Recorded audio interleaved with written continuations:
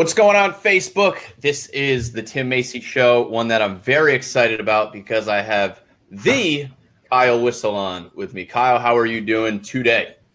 I am recovering, my friend. We just got back from Gary Vaynerchuk's Agent2021 event, which was insane. It was super fun, but there were some late nights out there in Miami, so I am recovering right now. Well, if you could do me a favor, please explain this picture, because this is a lot of awesomeness going on in one shot. So one, how the heck did you get to sit in that seat? And two, what'd you pull out from that dinner?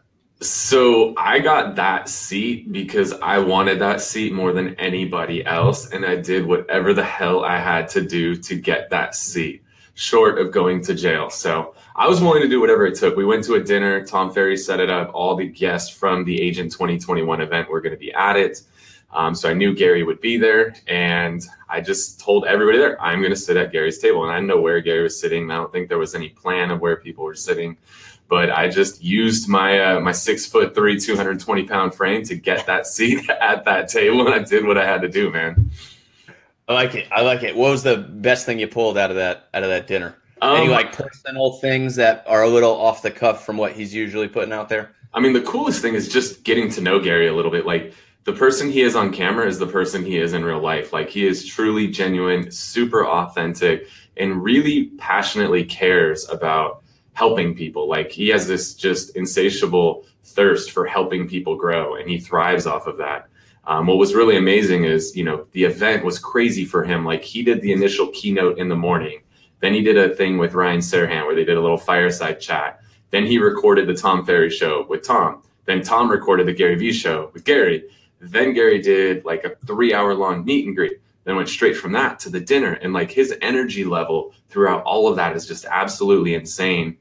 And his ability to just truly care. Like, sometimes you talk to some of these big names and stuff out there, and they don't even want to give you the time of day, or they just say what they need to make you feel good. But like, you could tell with Gary that he genuinely cares and really wants to help every single person that he talks to. And that is just an amazing quality in a person.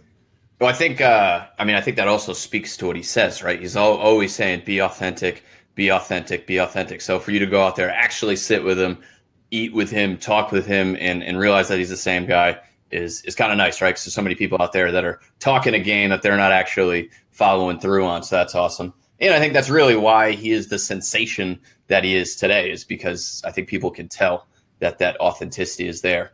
But the people want to know, like me, who were kicking themselves for 48 hours after seeing that, like, it was so small. It was so intimate. It looked like there was so much access to these top people. Absolutely kicking myself for not going. So we're here talking to you because we need to know, like, what'd you bring back? What were the big things that you took from that conference? I mean, I'm sure it was a lot of reestablishing stuff he's already said, but what kind of new stuff are you looking at now that you're back from that? Yeah, the biggest thing is that Gary had all the members of his team on different panels. And the cool part is that these are not real estate guys. These are marketing guys. And the way a marketer looks at something is different than the way a real estate person looks at things.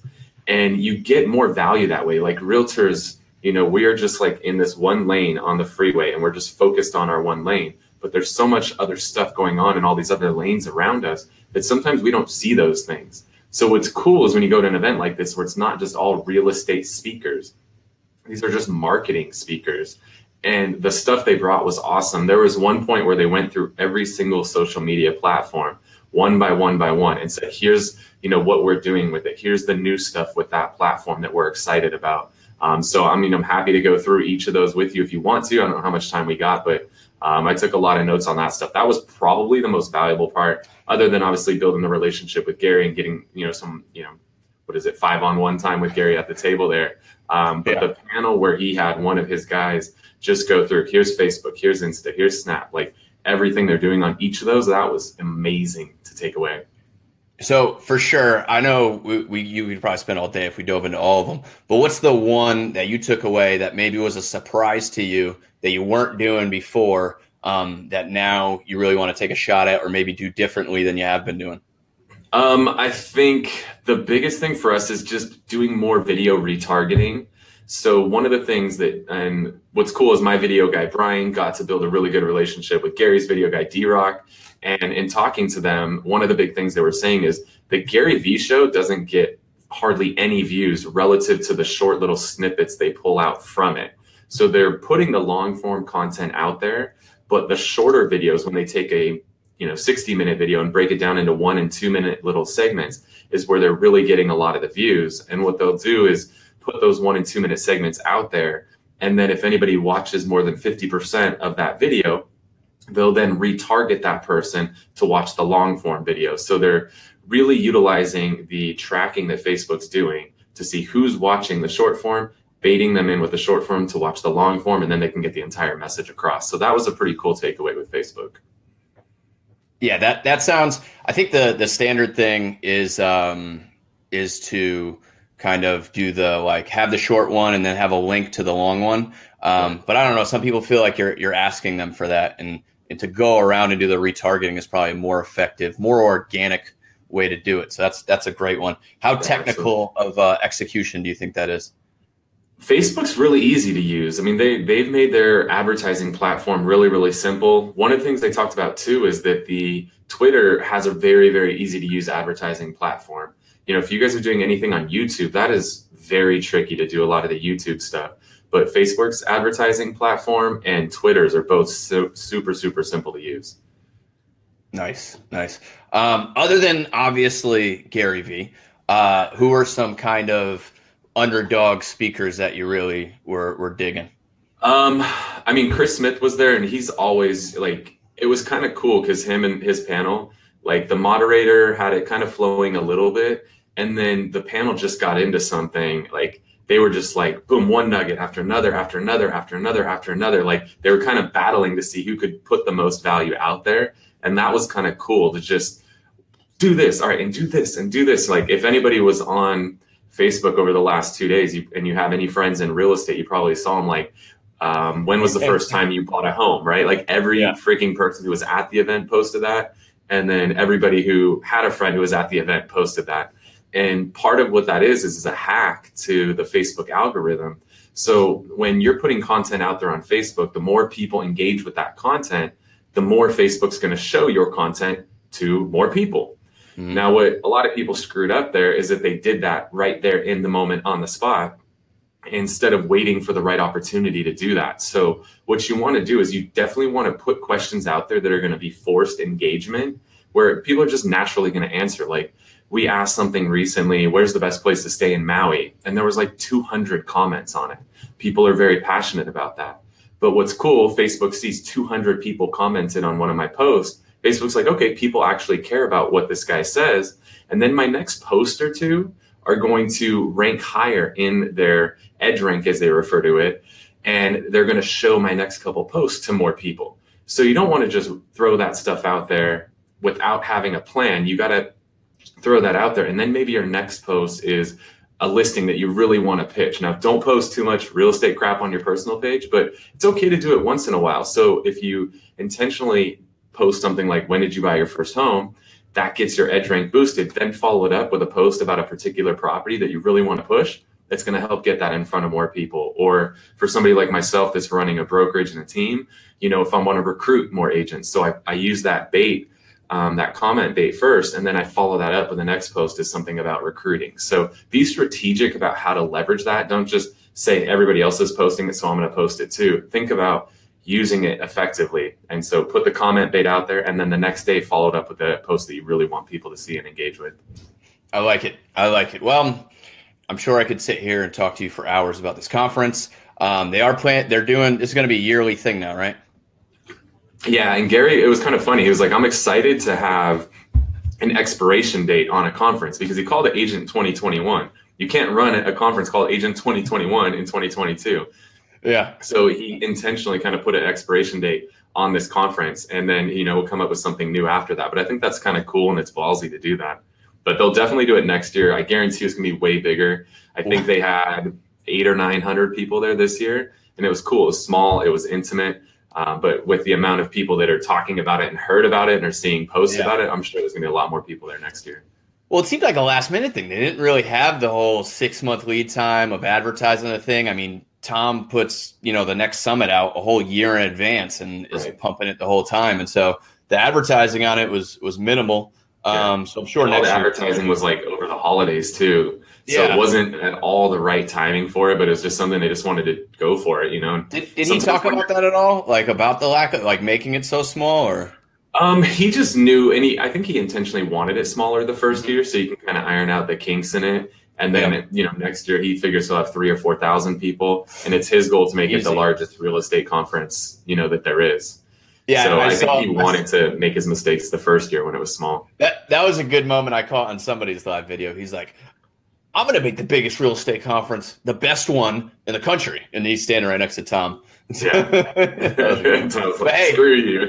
yeah. But we'll jump off of this. I want to dive into a little different question here. Another picture I'd like to get some answers on is this one. When did this happen? Actually, I used to have a mohawk, and it's my dream, God willing, I still have hair, to get to the point in business where I can roll around with a mohawk and not give a damn what anybody says, because I've established myself to that level that I can do whatever the hell I want and look however the hell I want and still go out there and crush it. So when we used to go to the desert and the river and party all the time, I'd always do a mohawk, and I want to get back to that point where I can do that and not have to worry about what anybody says. Dude, I love it. That's an awesome life goal right there. Get to the point where I can rock a mohawk. I'm digging it. So let's talk about your business, Whissel Realty, one of the top sales teams in the country, one of the top teams in San Diego. Are we the top team in San Diego? Where are we at on that? Yeah, we've been #1 for the Wall Street Journal for 3 years in a row, and then I'm sure when the rankings come out this year, hopefully we'll maintain that top spot. And what was cool is last year we got the top spot for both transactions and units. Or I'm sorry, dollar volume and units last year, which was really cool because sometimes the luxury teams beat us out in volume, but we beat them in units. So it was cool to get #1 in both of those last year. What were those numbers for last year? So in 2016, we did 386 units and 186 million. And then last year we did actually less transactions. We did 374, 375, I think. And it was about 205 million. So we jumped up over 20 million in volume, which was really rad. And finally broke the $200 million number, which is something we've been going for a long time. I like it. So how has, you have this big group, you have this big team, you're doing awesome, loving life, things are great. But if you're going to do it all over again, what's one thing that you would do differently? Tom Ferry talks about the Navy SEAL team a lot, where it's not a big giant team. It's a much smaller, more intimate kind of team where you just have a few people, but they're experts in everything that they do, and everybody can cross roles. So the person who's your normal TC could also go out and show a property if needed, or somebody who's normally showing properties could do the TC work. So where you have less people, but very, very skilled people, I think is a really good way to go. I mean, I got a lot of gray hairs, right? Sirhan and I, we connected over the gray hair thing. The silver foxes got to stick together. And I mean, managing a big company, it's not for everybody. So when you're out there building, if you see somebody like me on stage or some, other people with 20, 30 people on their team, you don't have to do that same thing. Like if you don't like managing people, that route might not be best for you. Some of the most profitable people in this business are people where it's them plus 4 or 5 W-2 employees. And they just go out on appointments and their team handles everything else. And that's all they do is walk into one appointment after another. And they usually run at way higher profit margins. There was an article that came out, and I don't know how factual any of this is, but top performing individuals can usually run at up to a 70% profit. Top performing teams at best can run at a 50% profit. Then you start getting into like a hybrid brokerage like ours. It's like a 20% profit. And then you go to a normal brokerage and they're like 5 to 10% profit. So as you get bigger, your profit margin typically gets smaller. Of course, you don't want that, but that's typically how it goes. And so it's not for everybody to run this big giant team doing hundreds of transactions. I personally love managing people. I love training people. I love teaching. I love leading. I love sharing. So it works for me. but just because I do it doesn't mean other people have to do it. So you got to know yourself, know what you're best at. And if you're not good at managing a large number of people, then you probably shouldn't run a large brokerage. So know yourself, know your strengths, and play to those strengths. And this was actually a quote from the thing: play to your strengths, punt to your weaknesses. So if you want to grow a team, but you suck at managing a lot of people, there was a girl there, Lisa, and she was very blunt about it. Like, I suck at managing people. So she hired a sales manager and an operations manager so she can just go produce. So if you suck at something, hire somebody to do that part for you. I like it. Nick's jumping in and asking, what is the milestone goal to bring back the Mohawk? Is there a number in mind? Do we have a set goal for that? I think it's at the point where I choose not to produce anymore, where I'm just investing, because I love the investing side of things. And so if I can just focus half my time investing in real estate and other businesses, and half my time, being a mentor to agents on the team, where I'm not actually going out there and presenting, because no matter what, clients are going to judge. And so you walk into some appointments with a Mohawk and it's not going to fly. But when I'm just strictly investing, my money's green and they can't say no matter what my hair looks like. I like it. Yeah. I mean, down here in Texas, a lot of the most successful investors are in, shorts and flip flops and jumping out of an old truck. It doesn't really matter what you look like, right? So I like that. One thing that you've done successfully from what I've seen, because you're very open, you have the Whissel Way Facebook group where literally you have just the doors wide open for anybody to see how your operation's running. And one thing that I've seen is you've built this great culture in a group. And I know for as things expand and they get bigger, having that personal culture and connection to your team, to your brokerage, to your group becomes a challenge. So how do you, what do you think are some of the most important things in building that culture? A thing that's really benefited me is the fact that I do still produce and I still blow the doors off everybody else in my brokerage.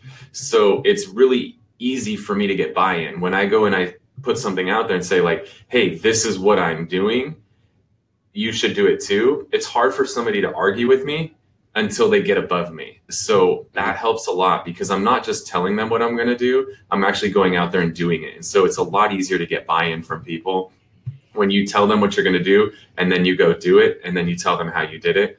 You get a lot of buy-in from people that way. So I believe it's harder. Like, I've tried hiring sales managers in the past. I found that's one of the hardest positions to hire, because when you hire a sales manager, you've got to have somebody who has the respect of the team. And it's hard to get respect from the team unless you come in with a big proven track record. And then it's also important that that sales manager be full of ideas as well. So that's a very key hire. And I think a lot of people that try to build these big teams really quickly don't think that stuff through all the way, and they just hire the first person that they think can take the job over. So just be careful with that sales manager role. I've made that mistake multiple times in the past. That is probably the hardest hire that you'll ever make, is somebody to take over the sales management side of your business. So just be careful with that one. All right. Chris Teal jumping in the mix. He says, Kyle, what is your number one new goal that you plan to implement in 2018?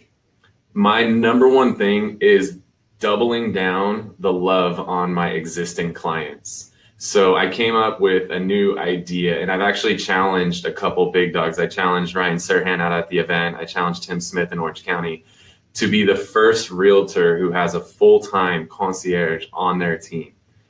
And people say, well, why would you do that? Well, because it costs 5 times as much to generate a new client than to retain an existing client. So I want to love on my existing clients like there's no tomorrow. And so we came up with something called the favorite things. And I want to know all of my clients' favorite things. And I'm getting a little survey completed by them. If it's a listing appointment, while I'm filling the listing agreement out, I'm giving them a little survey to complete at the same time. If it's a buyer, I'm giving them this when I go make copies of the purchase agreement that they just signed. And it's just, 10 simple things that are on there. So let me pull up the list real quick. So some of the things I want to know from my client is I want to know what's their favorite candy. So next time Valentine's Day rolls around and I send them that $1 box of hot tamales, it goes a long way. It cost me $1, but the fact that I remember their favorite candy, whether it be 6 months, a year, 2 years later, and I send them a box of their favorite candy every single Valentine's Day, like that's going to go a long way. Think about if you know your client's favorite restaurant and they've got an anniversary coming up, and 2 weeks before their anniversary, you send them a happy anniversary card and say, hey, I know you said that Morton's Steakhouse is your favorite restaurant. Well, here's $200 in gift cards for you to take your wife out to Morton's for your guys' anniversary. Think about, if you know, one of the hardest things in the world is when somebody posts on Facebook that somebody passed away. Like, what the hell do you say? Like, people used to thumbs up that. They used to like that, which is the weirdest thing in the world. Like, what do you do when somebody has someone who passes away? Well, what if you knew that person's favorite flower? You could send them their favorite flower on Valentine's, but when somebody passes away, which is, you know, one of the lowest points in a lot of people's lives, you send them a bouquet of flowers featuring whatever that favorite flower was that they told you about a year or two ago. Like, little things like that will go a long, long way in this business. And that's what'll help you keep a client for life. And so that's what I'm obsessed with this year, is learning all of my clients' favorite things and then just loving on them every opportunity that I get. So one of the things they talked about at Agent 2021 is how important it is on Facebook to have all of your friends categorized into lists, as they call them. So for me personally, I have a list for my clients. I have a list for my business contacts. I have a list for my family. I have a list for people in my farm.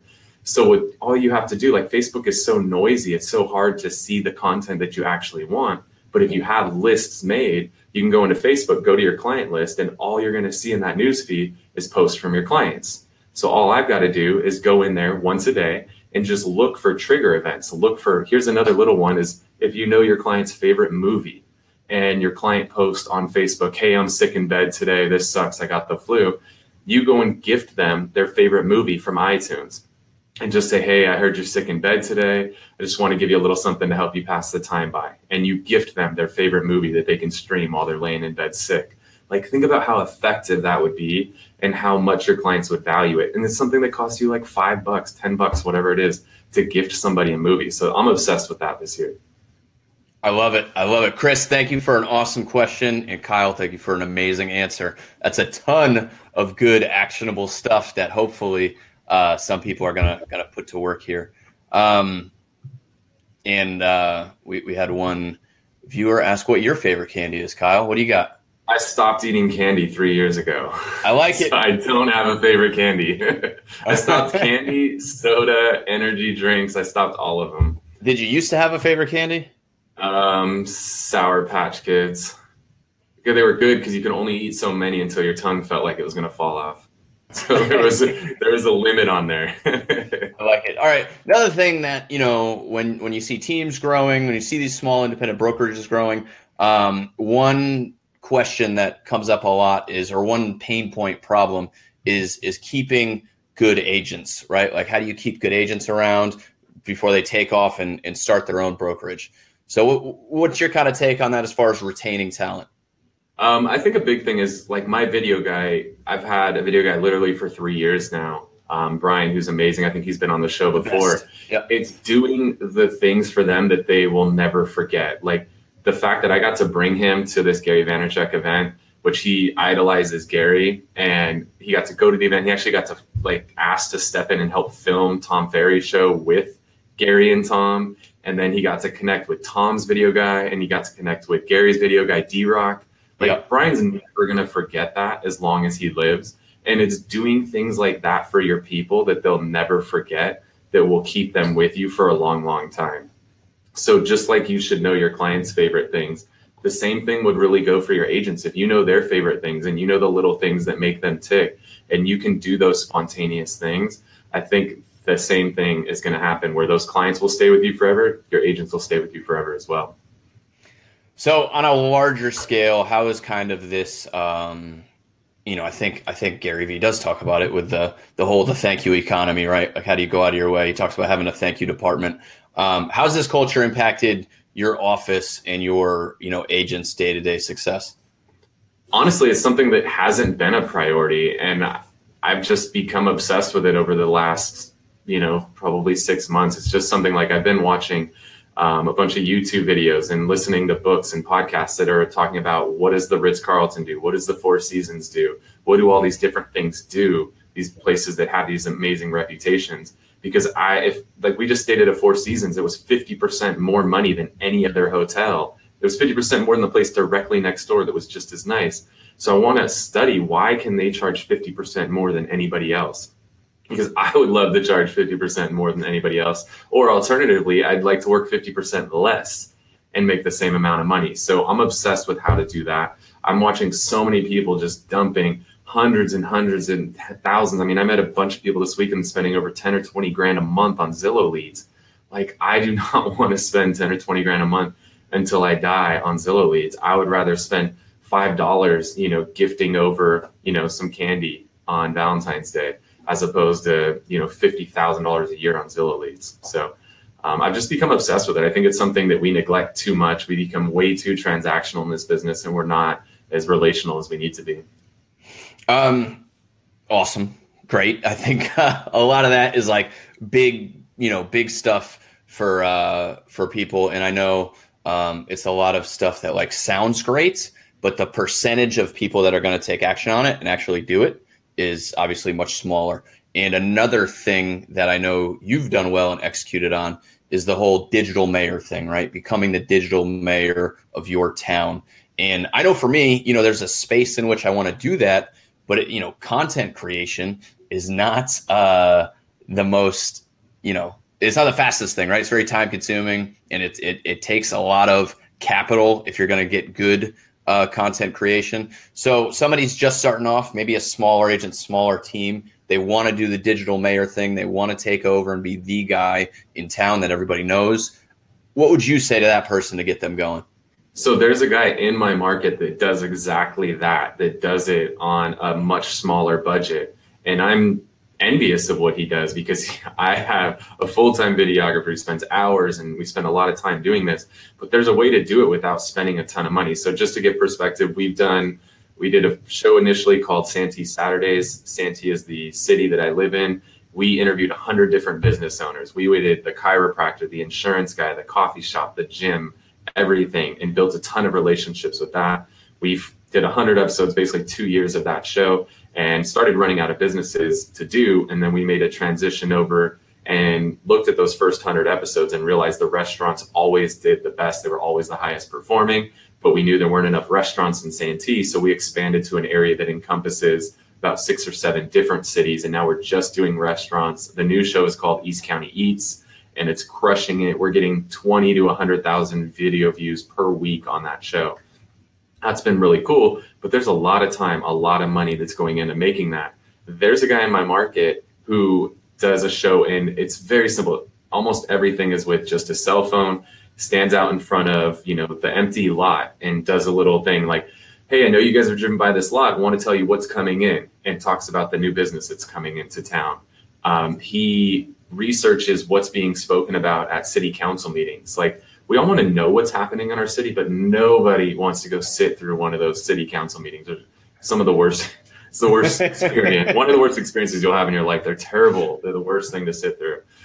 So he'll do a little preview before the city council meeting of what's going to be talked about. And then the next day he'll do a follow-up and say, all right, so I told you here's what was going to be voted on. And then he'll recap the actual meeting. So he's doing a lot of stuff, providing value to people in the community, but he's not out there. He doesn't have $20,000 worth of video equipment. He's not spending hours and hours editing. He's just shooting cell phone video, and that totally works. So it's not so much about the quality of what you put out. It's much more about the content of what you put out. So always lead with content. That is the most important thing in video.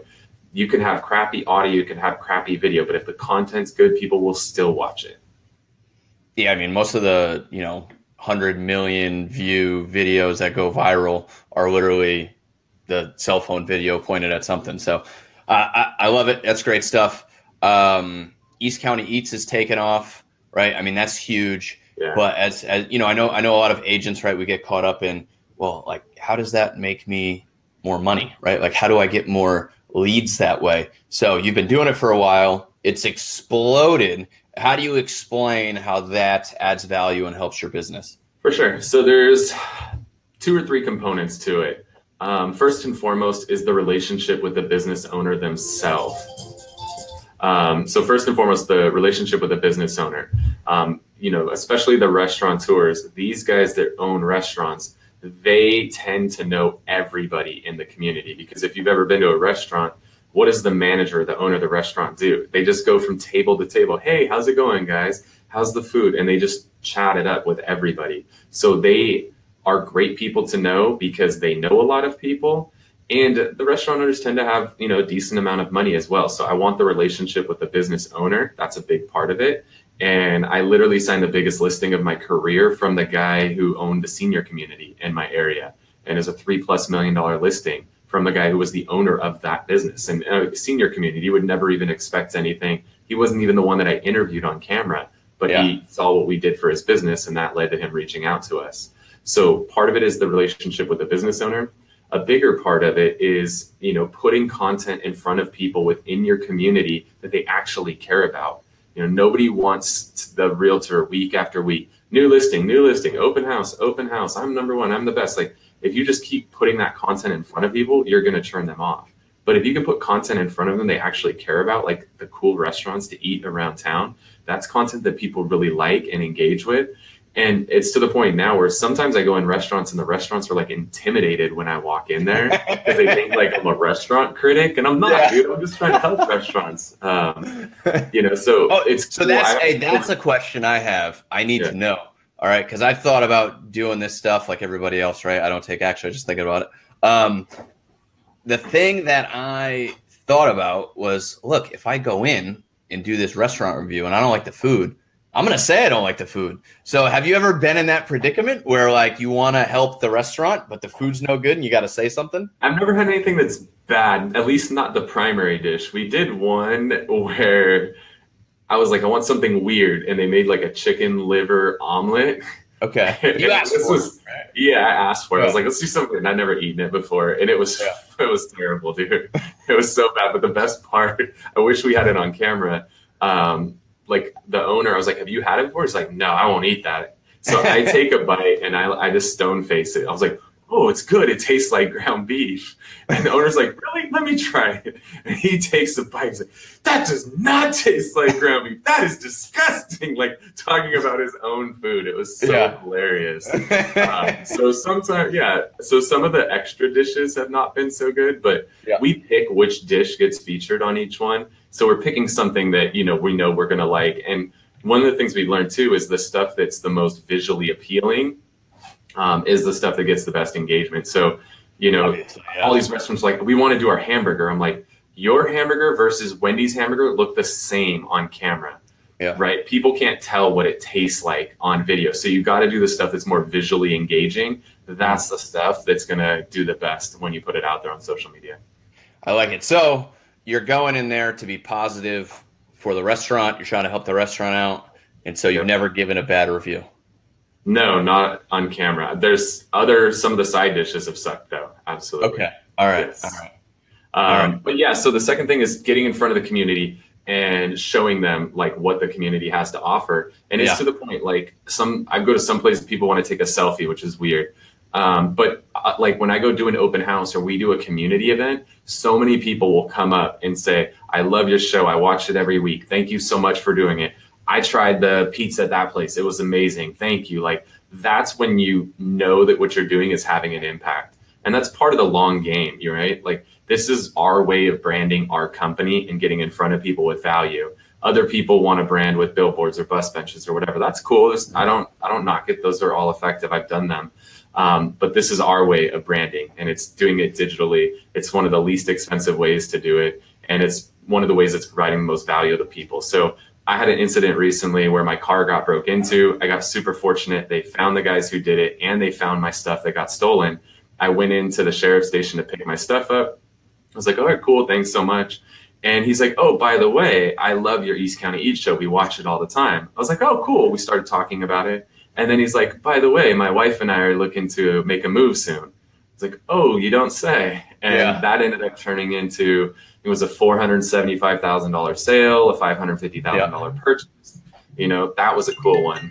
We had another one recently where we are starting to cross promote some of our open houses. So we'll say like, hey, you saw this awesome donut shop on our show. Well, we're going to have their donuts at our open house today. So come by and grab a free donut. And we had somebody recently who came to the open house and they're like, we weren't planning on coming by the open house. We knew it wouldn't be the right house for us, but we saw that you had, Mary's Donuts there. So we wanted to come by. And, after building that relationship a little bit, that ended up being a buy and a sell over $1 million. So there's things like that happen, right? That are harder to track. You don't know, you can't like plan for those things, but they happen over time. So you just got to be in it for the long game. And one of the things that we did an interview with Gary at the event, he said all realtors think too short term. They're not thinking about the long game. They're thinking in the short game. So when you're going to do this stuff, we don't worry. We'll tell everybody everything we're doing, the equipment we shoot with, everything, because we know 99% of people won't do anything. And 1% of them that'll do something will shoot 2 or 3 episodes and not get a deal out of it and then give up on it. So this is a long game. You've got to be in it. You got to be consistent, and you just got to commit to it, and the results will be there.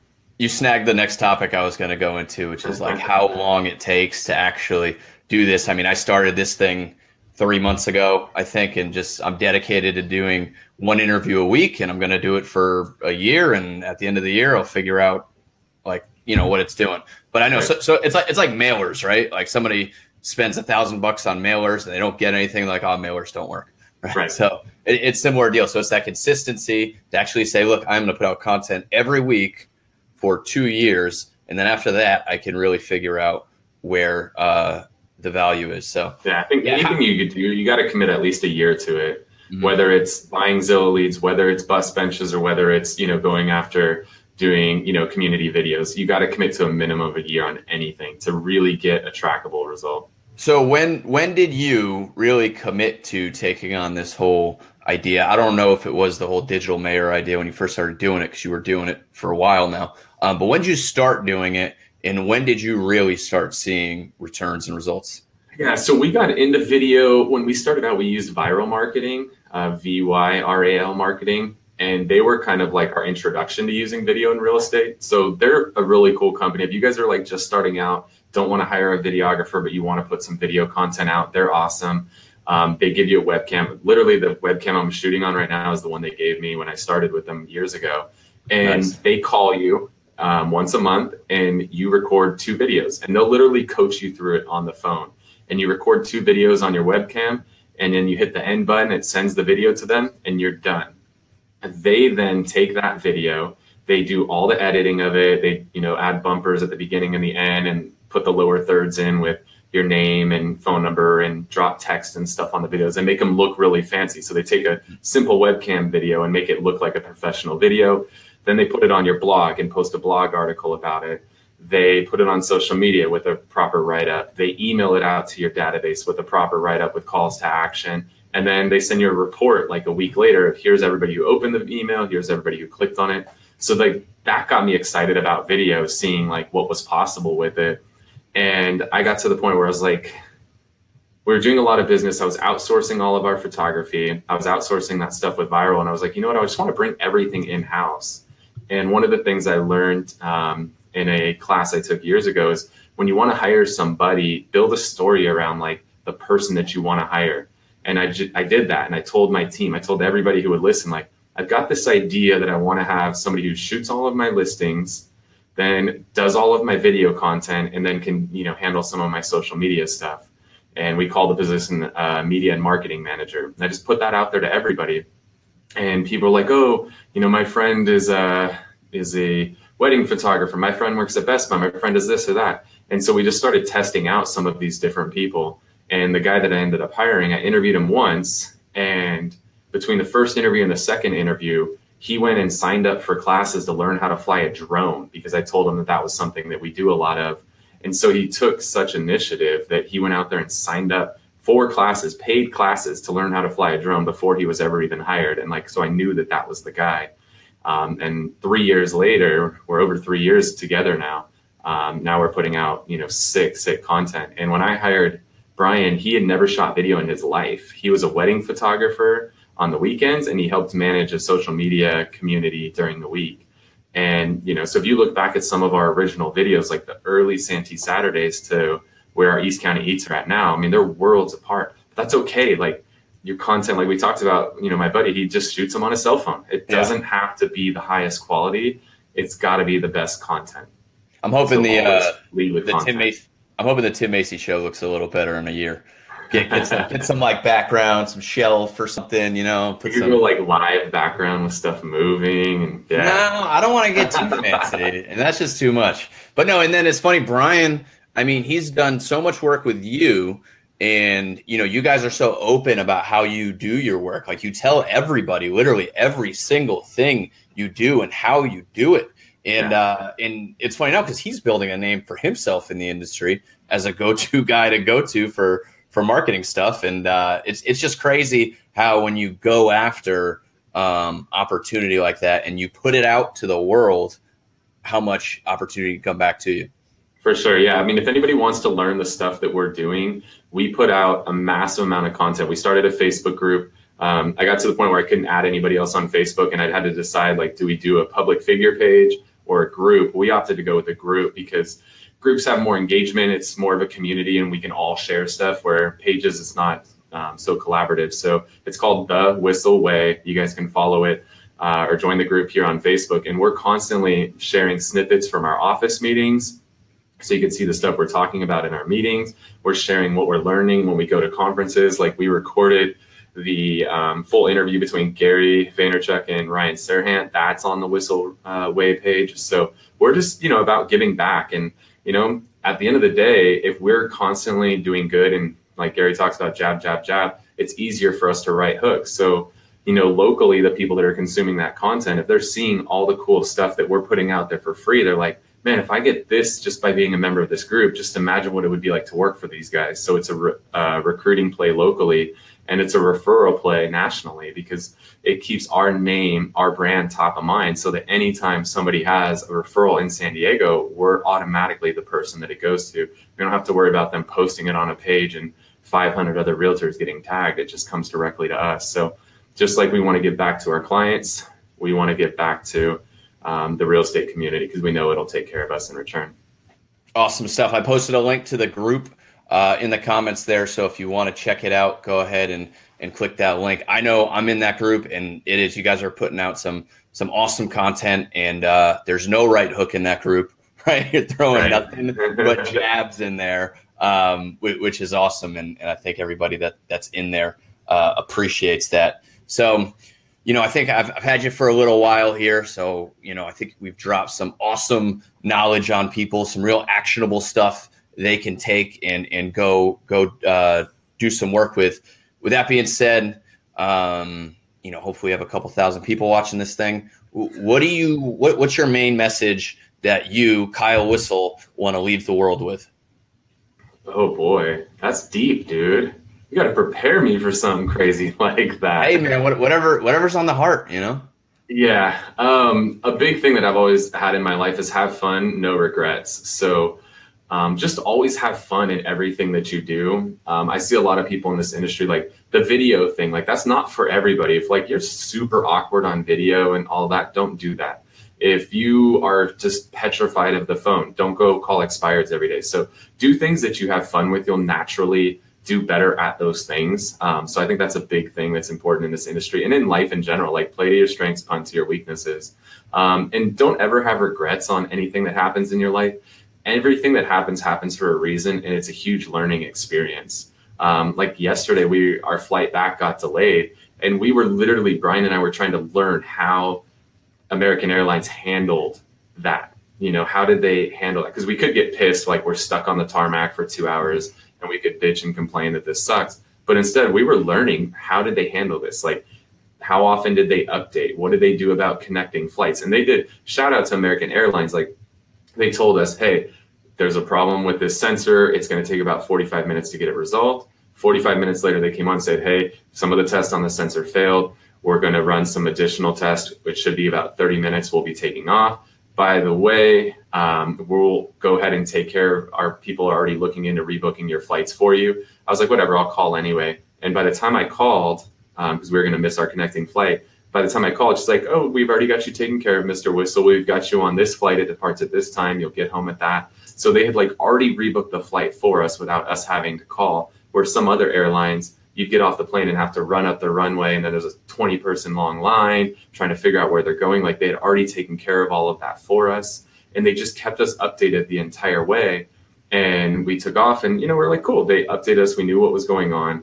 If he said we'll update you in 30 minutes, he updated us in 30 minutes. And then the coolest thing was when we got off the plane, they were standing at the top of the or by the gate, whatever. They were standing there, and they already had our tickets pre-printed. Said, "Hi, Mr. Whissel, you're going to gate C35. It's right down this way." So like that was amazing, that experience. And so we learned a lot from that, and we'll apply that in our business and make sure that we do similar things with our clients. So that was a huge learning lesson. So never regret anything. Don't get pissed off at those situations. Use those as an opportunity to learn and how to make yourself and how to make your business better. All right, you brought up one more question that just popped in my head from your conversation. So one thing is we're kind of at this point in the market, right, in the cycle where, I mean, my wife's getting her license right now. She helps me out with a lot of stuff. And I mean, there's just more and more people getting their real estate license. And unfortunately, we have a very high failure rate, right, in this industry. So if somebody's thinking about getting into the game, thinking about getting their license, what is one thing that you think is something that they should consider to figure out whether or not this is a good career move for them? I think anybody can be successful in this business if they really want it. They just, again, got to play to their strengths. But the biggest thing I would say, anybody new getting in the business, do not start out on this alone. Join a team. Find the top 5 teams in your area and interview those 5 teams and join the team that you think is the best fit for you, because you will accelerate your career so much, whether you stay on that team for a year or 5 years. You will learn so much more. Like if somebody were to join my team versus go join the 100% brokerage, they're going to learn so much more in a year or 2 with me than they'll learn in 10 years at another brokerage. So go join the top team in your area and learn as much as you possibly can from that team leader. It will accelerate your career, 5 or 10x. So, it's okay to pay your dues for a year or 2. And then maybe if you want to, spread your wings and fly and do your own thing. But take advantage of the fact there's people who've been there and done that and learn from those people. Don't try to go out there and do it all on your own day one. I love it.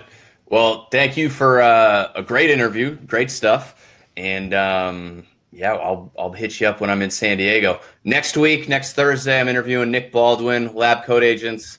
We're going to talk about the beard and the lack of hair on the head and a lot of hair on the face. And we're going to dive into all that fun stuff. It should be a good one. So Kyle, thanks for coming on. Thanks for listening. And we'll see you next. Oh, where can people find you? I almost forgot. So the easiest thing on Instagram for sure, or the Whissel Way, because my regular Facebook's full. So just join the Whissel Way group. That's where we share everything. You could ask your questions in there. We do a lot of Q&A and stuff on there. So join the Whissel Way on Facebook. It's probably best. Perfect. Awesome. Have an awesome day, everybody. We'll see you next time. Later.